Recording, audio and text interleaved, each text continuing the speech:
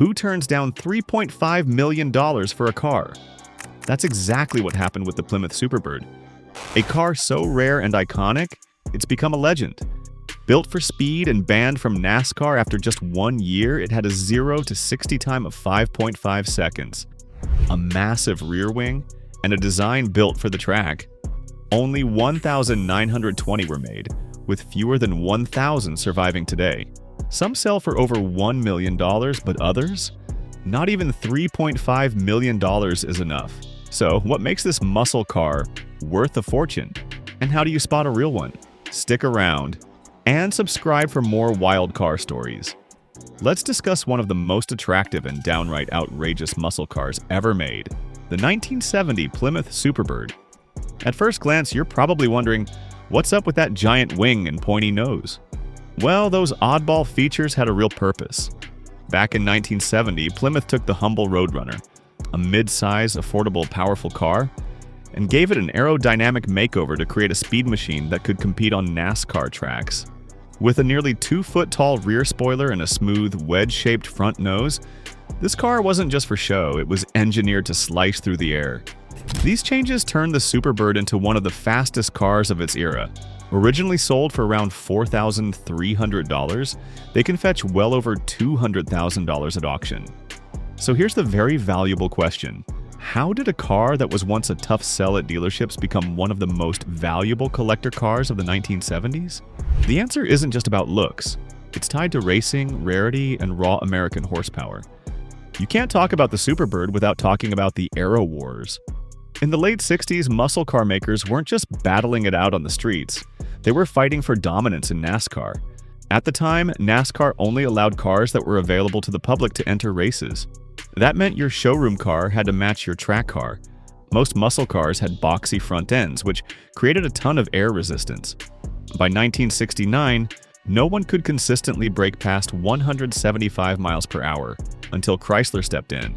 With the Dodge Charger Daytona 500 and then the Plymouth Superbird, Chrysler rewrote the rulebook.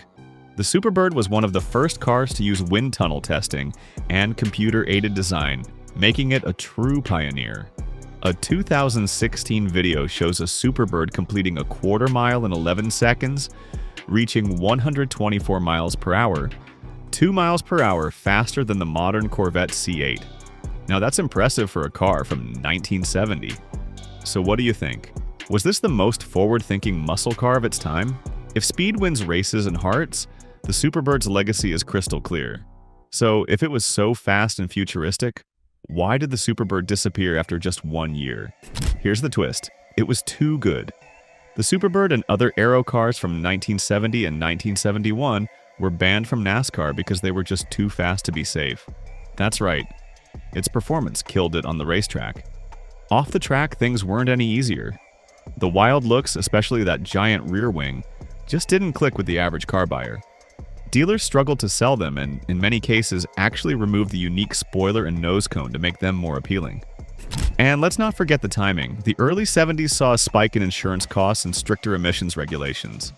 Muscle cars were under attack, and buying one that guzzled gas at 5 miles per gallon made less and less sense.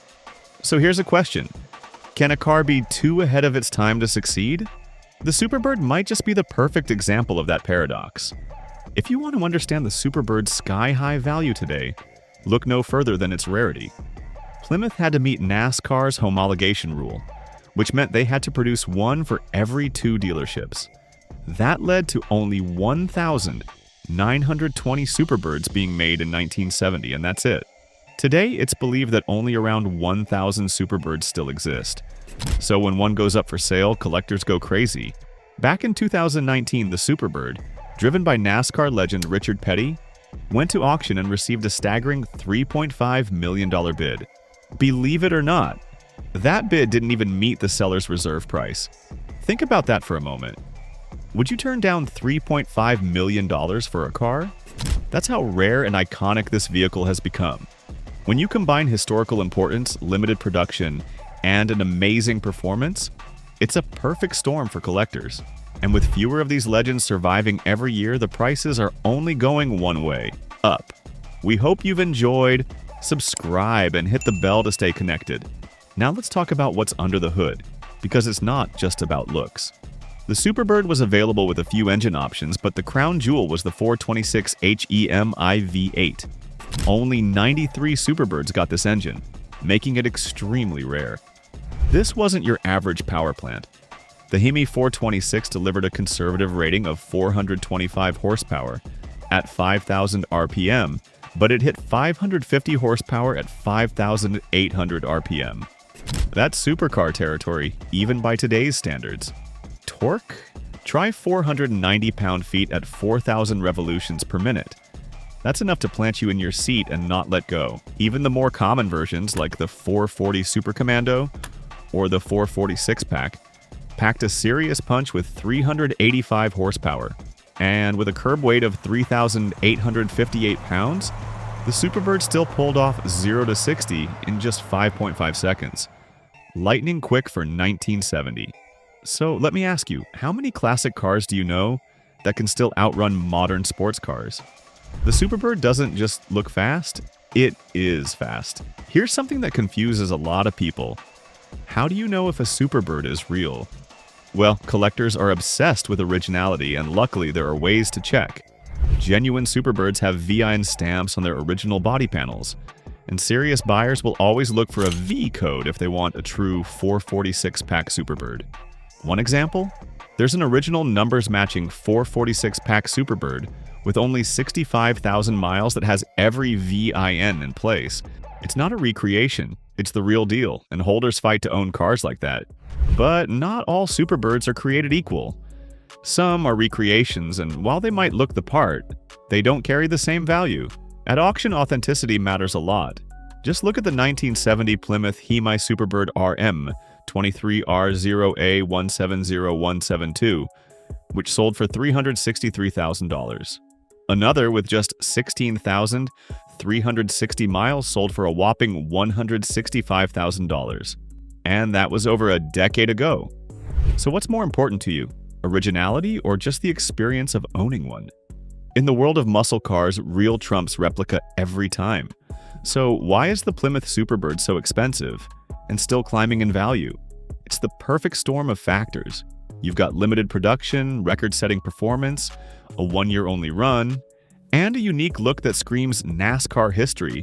And did we mention it was banned for being too fast? The rarest models, like the 426 HEMI versions, are essentially blue-chip investments. With just 58 examples paired with a 4-speed manual, they're unicorns in the muscle car world. And cars with original low mileage, documented histories, or famous owners? Even more valuable. And remember, cars like this aren't getting made anymore. As time passes, restored or untouched original Superbirds are becoming even harder to find. When demand outpaces supply, the prices naturally skyrocket.